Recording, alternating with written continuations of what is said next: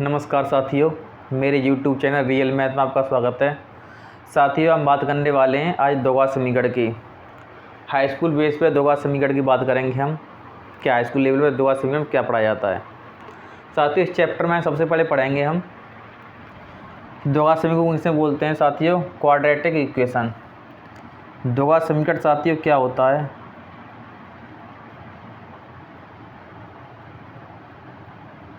समीकरण क्या होता है। फर्स्ट नंबर पे ये बात करेंगे साथियों, और साथ दूसरे नंबर बात करेंगे द्विघात समीकरण के हल कैसे होते हैं।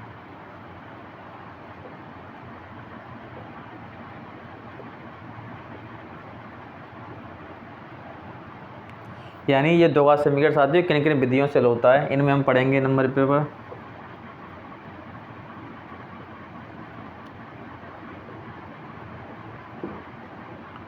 गुणनखंड विधि पढ़ेंगे साथियों, और दूसरे नंबर पर साथियों हम पढ़ेंगे पूर्ण वर्ग बनाकर।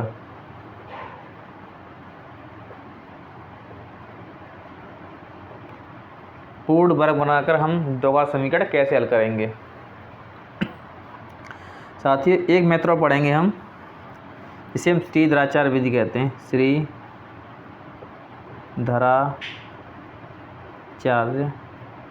विधि।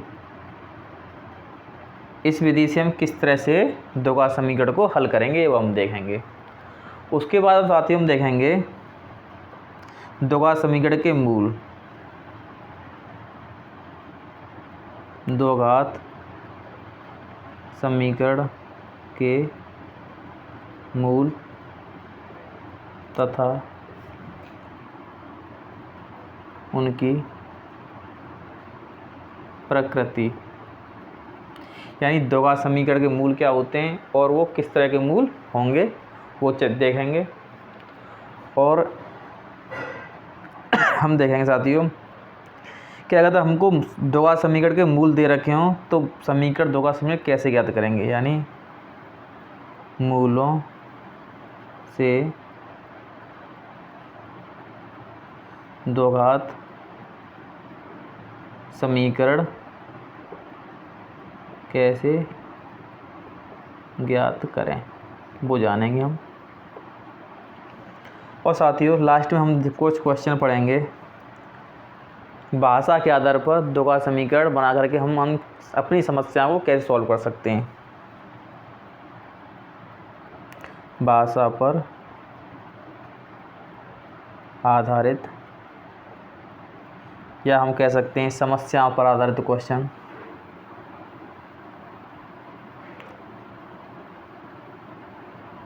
समस्याओं पर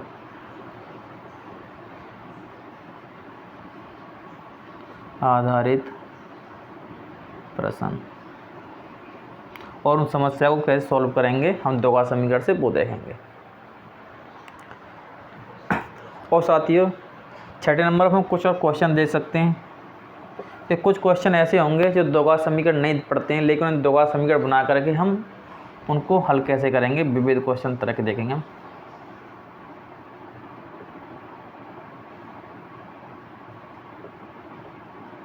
विविध प्रश्न करेंगे साथियों। करीब 6 पॉइंट तक हम इस चैप्टर में कवर करेंगे और हाई स्कूल बेस पे चेक करेंगे जो केवल 10th क्लास के लेवल का होगा।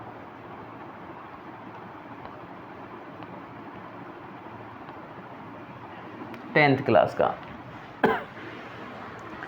साथियों ये सारी चीज़ हम जानने से पहले हम पहले देखते हैं कि द्विघात समीकरण होता क्या है। यानी पहले समीकरण क्या होता है वही देखेंगे हम।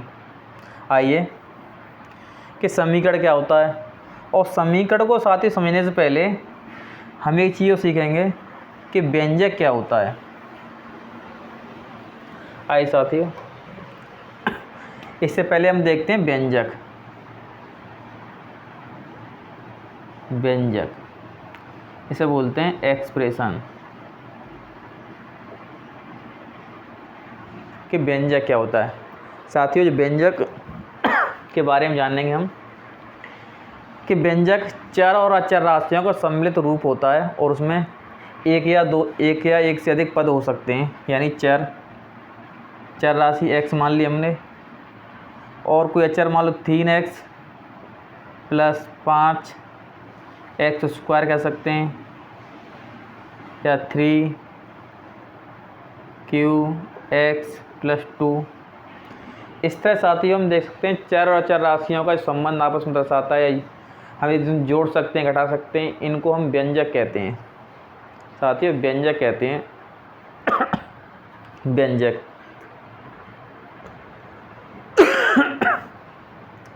तो व्यंजक हम कहते हैं जब हम इसी आधार पर समीकरण के साथ ही बात करते हैं व्यंजक से। व्यंजक का उदाहरण लिख सकते हैं आप, देखिए कैसे, एक्स स्क्वायर प्लस 5 4 लिख सकते हैं, 5x square plus 6x plus 2 या 5 जो भी है, ये हमारे एक व्यंजक है साथियों। अब हम बात करते हैं समीकरण की साथियों। हमारा चैप्टर द्विघात समीकरण, लेकिन सबसे पहले जानेंगे कि हमारा समीकरण क्या होता है, कि समीकरण हम किसे कहते हैं। तो साथियों समीकरण समझने के लिए हम किसी व्यंजक को हमने समझा, व्यंजक क्या होता है, जब दो व्यंजकों की आपस में तुलना की जाती है। जब दो व्यंजकों की आपस में तुलना कर दी जाती है, किस तरह से, मान लो कोई एक व्यंजक है 2x³ plus 5x square plus 2। साथ ही एक व्यंजक हमारा है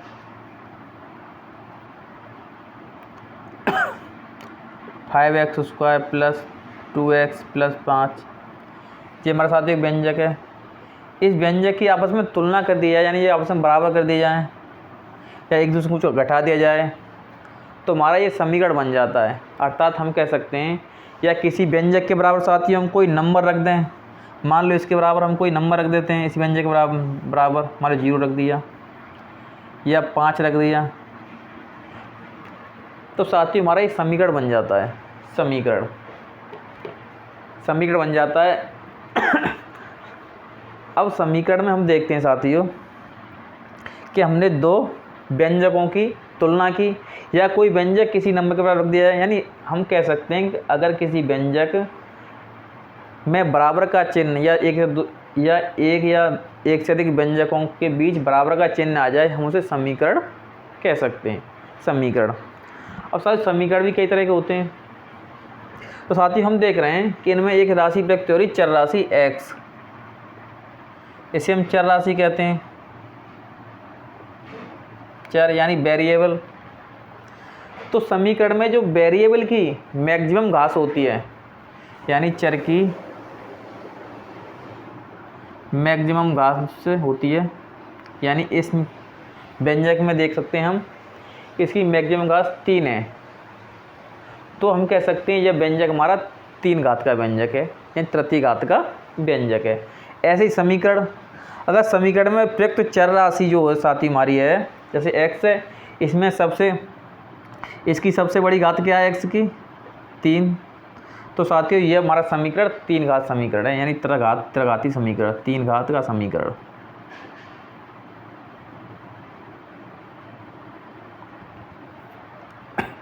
साथियों हम इस व्यंजक की बात करें और इसको बराबर कोई मान लो नंबर दे दिया, हमने 0 दे दिया मान लो, तो हमारा एक समीकरण बन गया व्यंजक।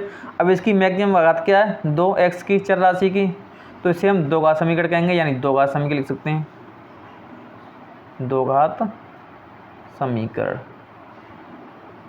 साथियों ये हमारा व्यंजक है। इस व्यंजक को मान लो किसी नंबर के रख दें, यानी 0 रख दें, तो इसमें x की घात साथियों 4 है,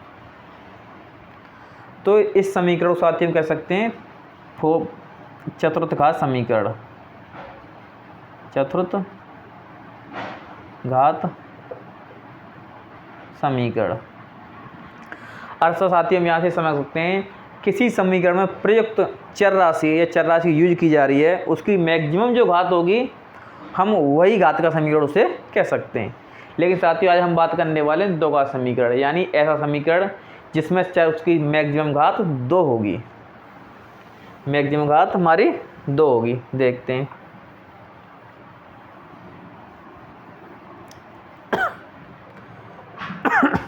हम इस समीकरण ले लेते हैं x² प्लस 7x प्लस 12 बराबर 0। साथियों इसमें जो x चर राशि है x, इसकी घात 2 है, इसे हम दो घात समीकरण कहेंगे। दो घात समीकरण, दो घात समीकरण और तरह भी लिख सकते हैं, ऐसे लिख सकते हैं x² plus 5x plus x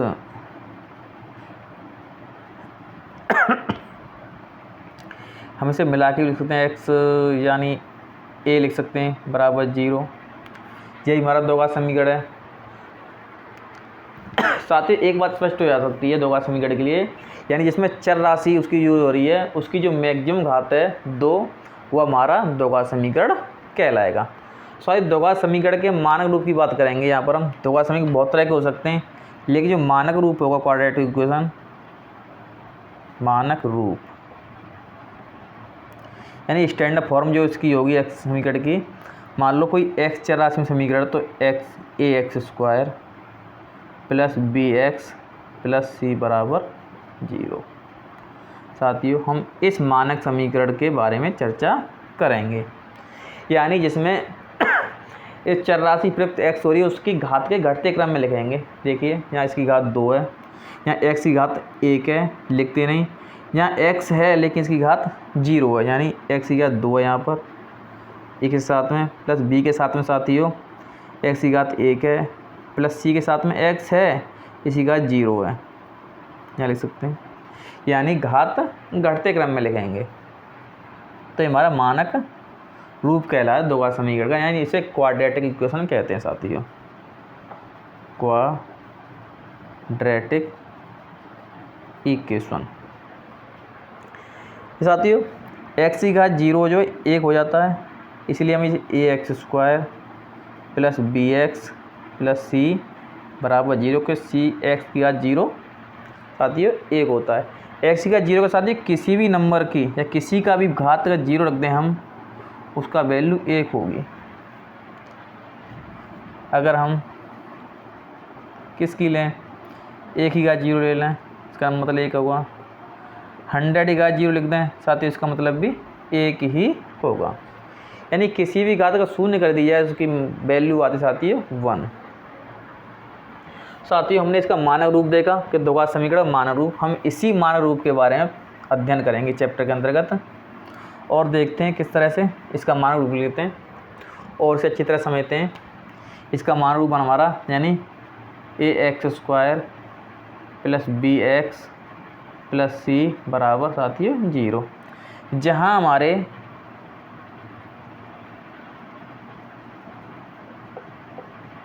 a b तथा जो c हैं हमारे अचर राशि हैं, यानी अचर पद हैं,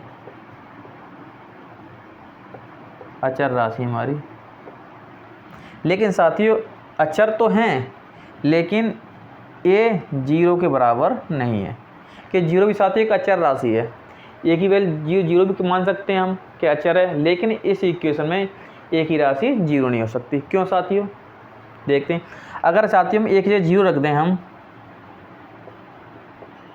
bx प्लस c बराबर 0, तो यानी 0 गुणा किसी में 0 आएगा साथियों, यानी ये साथियों हमारा bx प्लस c बचेगा, जो साथियों दो घात समीकरण नहीं रह जाएगा। यानी अब ये एक घात समीकरण हो जाना, यानी x की घात मैक्सिमम 1 है इसमें। अब इसमें घात मैक्सिमम 1 है, इसलिए दो घात समीकरण होकर के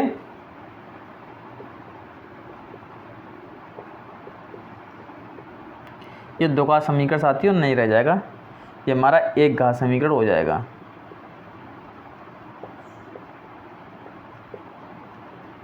एक घात समीकरण साथियों हम रेखीय समीकरण बोलते हैं, रेखीय समीकरण।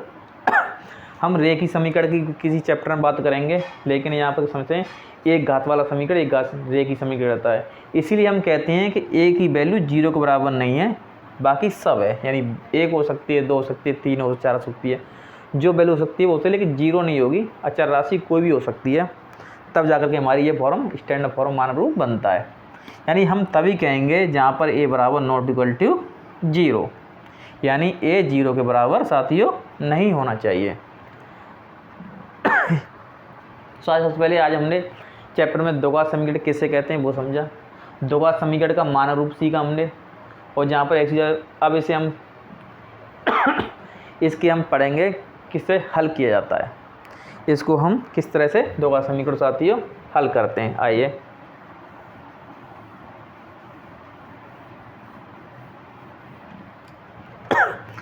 साथियों कोई द्विघात समीकरण ले लेते हैं हम एक, x² प्लस 5x प्लस 6 बराबर 0। साथ ही हमारा द्विघात समीकरण है। तो द्विघात समीकरण को हम पहले गुणनखंड विधि से हल करेंगे। फर्स्ट नंबर गुणनखंड विधि, गुणनखंड विधि। आइए साथियों, तो द्विघात समीकरण के हल करने से क्या मतलब है, हल करने से मतलब ये है कि हम x के मान निकालेंगे, x का मान निकालेंगे जिस मान के लिए समीकरण संतुष्ट होगा, यानी x के मान निकालने को ही हम समीकरण को हल करना बोलते हैं।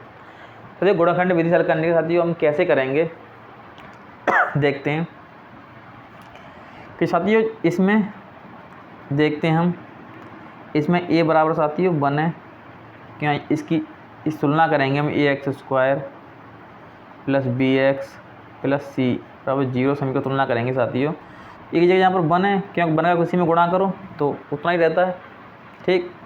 और साथियों यहाँ b की जगह हमारा 5 है, और साथियों c की जगह हमारा यहाँ 6 है। तो साथियों द्विघात समीकरण गुणनखंड विधि हल करने के लिए सबसे पहले हम क्या करते हैं, हम आराम समझिए, जल्दबाजी नहीं, कि हम a और c का गुणा करते हैं आपस में। a और c, यहाँ पे a 1 है और c साथियों 6 है, इन्हें गुणा करेंगे, a और c का गुणा करेंगे तो 6 आएगा। अब साथियों जो हमारा जो b है, यानी b है, हमको इस तरह से दो भागों में तोड़ना है कि जिनका जोड़ तो हमारा 5 ही रहे और उनका जो संख्याओं का गुणनफल आएगा वो इस a और c गुणनफल के बराबर है, यानी 6 के बराबर हो। और साथ देख सकते हैं 5 को हम दो भागों कैसे तोड़ सकते हैं, हम 3 और 2 ले सकते हैं, यानी साथियों 3 और 2 गुणा करेंगे तो 6 आएगा। और साथियों चिन्ह का भी ध्यान रखना है, किस चिन्ह के साथ आता है, यानी प्लस आता है। देखिए a और 6 और 1 का गुणा करेंगे तो प्लस के 6 आते हैं, हम चिन्ह का भी ध्यान रखना है। अब 5 को हमने तोड़ा, देखो किस किस में तोड़ सकते हैं, एक बार देख लीजिए सर, इस तरह से कर सकते हैं। यानी 5 को हम किन के दो राशियों में तोड़ सकते हैं जिनका जोड़ हमारा 5 ही है, यानी 1 और 4 में तोड़ सकते हैं, इनका जोड़ 5 रहेगा। 2 और 3 में तोड़ सकते हैं, इनका जोड़ ही 5 होगा। और किस में तोड़ सकते हैं, यही तोड़ सकते हैं मेरे ख्याल से, इस तरह तोड़ सकते हैं, ज़्यादा नहीं तोड़ सकते। या 5 और 1 में तोड़ सकते हैं, लेकिन जोड़ तुम्हारा 6 हो जाएगा। अब इनमें देखिए साथियों किन दो राशियों गुणा 6 आ रहा है, 1 और 4 गुणा करेंगे 4 ही रहेगा, 2 3 गुणा करेंगे 6 रहेगा, यानी हम 2 और 3 में से तोड़ सकते हैं आसानी से, 2 और 3 में से आसानी से तोड़ सकते हैं। तो गुणनफल भी इनका 6 आएगा और जोड़ भी 5 रहेगा। देख कैसे करेंगे, x² प्लस इसको हम 3x प्लस 2x लिख सकते हैं, यही तो मैंने तोड़ा 2 और 3 में। अब साथ में गुणा करेंगे हमारा तो 2 3 6 6 आएगा और जोड़ हमारा साथियों 5 रहेगा, यानी हमें समीकरण को इस तरह से हमें तोड़ा। हमारा समीकरण का रूप बदला नहीं कि रूप बदल गया, वैल्यू वही है, ये भी 5x है, ये भी 5x है, ठीक। अब ये साथियों जो पहले फर्स्ट 2 पद हैं उनसे जो कुछ कॉमन आ रहा है वो कॉमन ले लेंगे, यानी इसमें क्या कॉमन आ रहा है साथियों, x कॉमन आ रहा है, यहाँ से x कॉमन x बचेगा, प्लस यहाँ साथियों x कॉमन आ जाएगा 3 बचेगा। अब साथियों दूसरे पद में क्या कॉमन है वो पद लेंगे कॉमन। साथियों यहाँ हमारा 2, यहाँ x है लेकिन x यहाँ नहीं है, यहाँ साथ 2 कॉमन आ रहा है तो प्लस 2 कॉमन ले लेंगे यहाँ से, यहाँ साथियों x रह जाएगा, प्लस 2 कॉमन लेंगे 6 में से तो 3 रह जाएगा, साथ बराबर 0 तुम्हारा चल ही रहा है। साथ ही यहाँ समझने कोई दिक्कत नहीं है। हमने यहाँ से x कॉमन लिया, यहाँ से 2 कॉमन लिया। साथियों हम यहीं आके चेक कर सकते हैं हमारा क्वेश्चन सही चल रहा नहीं चल रहा, यानी कोष्टक के बाद दोनों पद बराबर आ जाएंगे समान, तो समझ सकते हैं हम सही दिशा में चल रहे हैं क्वेश्चन को। साथियों x+3 दोनों में अब कॉमन ले सकते हैं हम, समान पद आया ये, x+3 कॉमन ले लीजिए। साथियों x+3 कॉमन आ जाएगा तो सारी x बचेगा, साथियों यहाँ +2 बचेगा और बराबर हमारा 0 तो चल ही रहा है। साथियों उम्मीद करता हूँ यहाँ तक हमारा समझ में आया होगा आपके। एक बार दोबारा देख लिए, हमको 6 से हमने 1 से गुणा किया, अगर यहाँ कुछ नहीं है तो केवल 6 ही मानिए, 1 से गुणा 6 ही आएगा। और बीच वाले x के साथ जो पद होता है यानी b होता है, हमें उसे 2 ऐसे भागों में तोड़ना है साथियों कि उनका जोड़ तो ये सेम टू सेम यही रहे, लेकिन गुणा भी इनके बराबर आए, a और c गुणा के बराबर आए, यानी इसके गुणा इसके बराबर है, यानी a और c 6 है, यहाँ पर 6 आए। तो 5 को साथियों में द्वारा तोड़ा, 3x और 2x में ये सेम टू सेम दिया। हमने पहले 2 पदों से साथियों कॉमन ले लिया, x कॉमन आ रहा था, हमने x कॉमन ले लिया। दूसरे 2 पदों से कॉमन आ रहा था 2, क्या 2 यहाँ भी है, 2 यहाँ भी है, क्या 6 से हम लिख सकते हैं 3 गुणा 2, तो यहाँ से 2 कॉमन आ जाएगा तो 3 रह जाएगा, यहाँ 3 रह गया, यहाँ से 2 कॉमन x रह गया। अब साथियों अगले देखते हैं, तो x+c दोनों कोष्टकों में समान है, ये भी कॉमन ले सकते हैं हम, तो यहाँ से x+3 कॉमन आ गया साथियों, x रह जाएगा, यहाँ साथियों x+3 कॉमन आ गया तो 2 रह जाएगा। इस तरह साथियों हमारा ये रूप हमारे यहाँ तक आ जाता है। यहाँ तक उम्मीद करता हूँ साथियों समझने में कोई दिक्कत नहीं होगी। अब बातें करते हैं साथियों आगे, यह एक मैच ही समझने की है। हम समझते साथियों देख रहे हैं कि ये कोष्टक 2 कोष्टक हैं, 2 कोष्टक गुणा साथियों हमारा क्या होता है 0 के बराबर आ रहा है, यानी हम कह सकते हैं साथियों 2 संख्या है, मान लो x y, और साथियों इनका मल्टीप्लाई है 0 के बराबर। अब साथियों 2 संख्या मान लो कोई इनका गुणनफल 0 आ रहा है, तो साथियों ये कन्फर्म हो सकता है कि इनमें से एक संख्या 0 होगी, तभी इनका गुणनफल 0 होगा। यानी साथियों हम कह सकते हैं अगर 2 संख्याओं का गुणनफल 0 आ रहा है, मान लो 3 गुणा 0 गुणा करें तभी 0 होगा,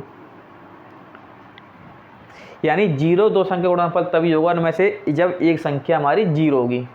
लेकिन हमको कैसे पता लगेगा कौन संख्या 0 है? मान लो उसने गुणा किया, खंड किया, गुणा किया, उनका गुणा 0 आता है। अब हमको कैसे पता लगेगा साथियों कि इनमें से 0 कौन सी संख्या है, x 0 है या y 0 है? कि हमको वैल्यू निकालनी है, तो पता ही नहीं हमें x कितना y कितना है, तो हमको पता ही नहीं कि x 0 या y 0, इसीलिए हम पहले मानेंगे, माना x भी 0 हो सकता है, माना y भी 0 हो सकता है बाई चांस, लेकिन हम पहले हमको कन्फर्म नहीं है ना, इसीलिए हम ऐसा करते हैं, हो सकता है साथियों, इसलिए हम कह सकते हैं हम पहले मान चलेंगे जब x+3 बराबर 0 रखें हम, तब क्या मान निकलेगा x का।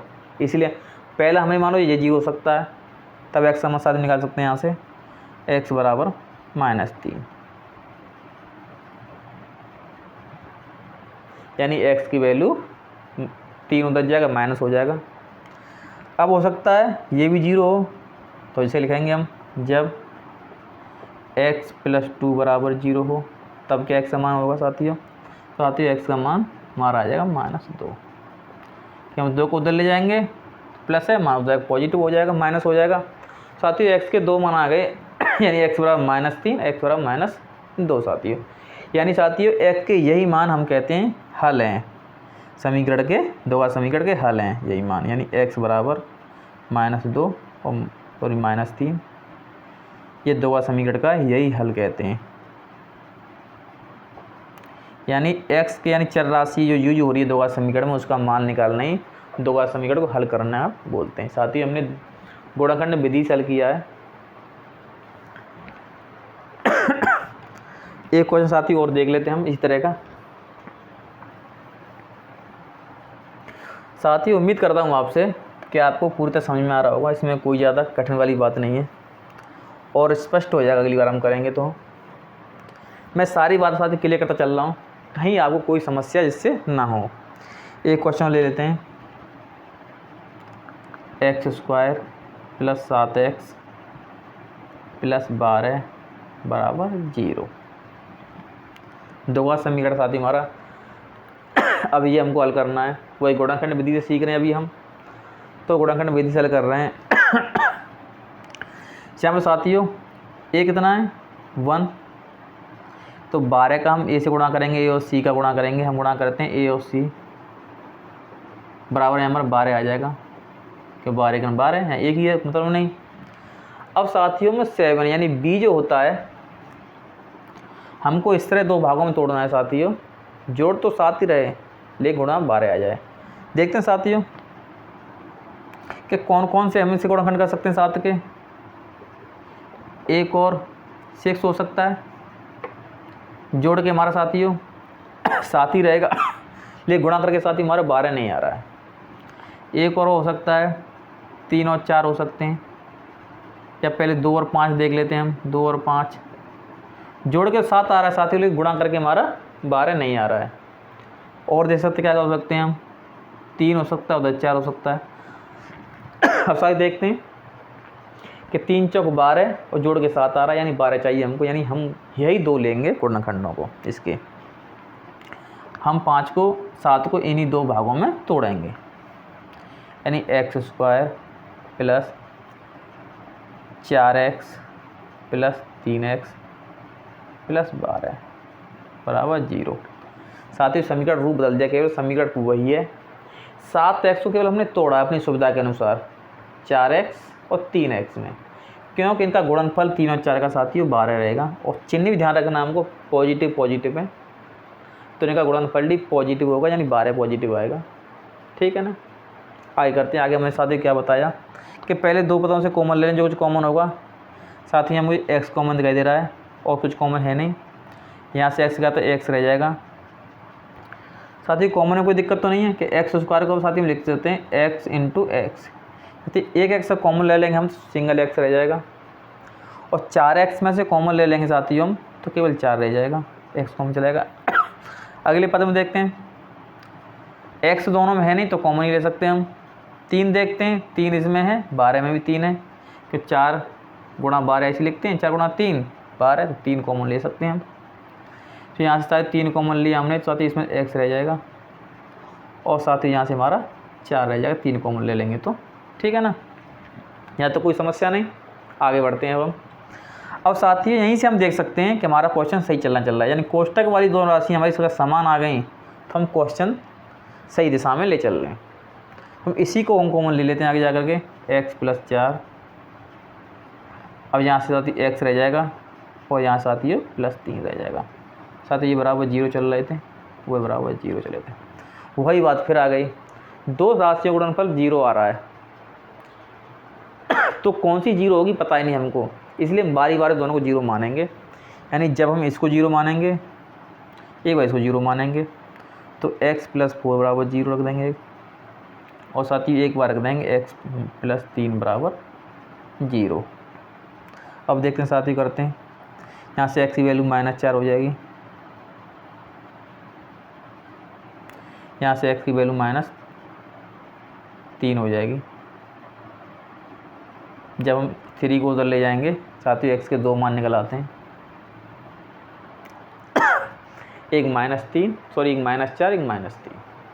तो जैसे मैंने दोगुना समीकरण गुणनखंड विधि से हल किया है आज, और हमने x के मान निकाले, 2 मान गए। एक दिलचस्प चीज़ बताते साथियों, दोगुना समीकरण में x के वैल्यू 2 आई साथियों, एक -3 आई, एक -4 आई।